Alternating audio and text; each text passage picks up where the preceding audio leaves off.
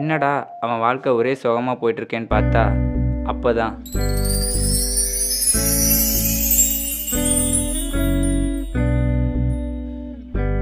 அந்த பையனை பார்க்கவே பாவமா இருக்கு.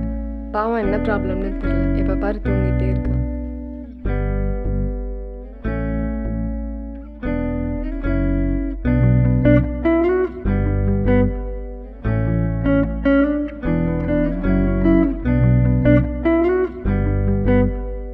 சஞ்சய் சஞ்சய் டேய் மாறுறாங்க.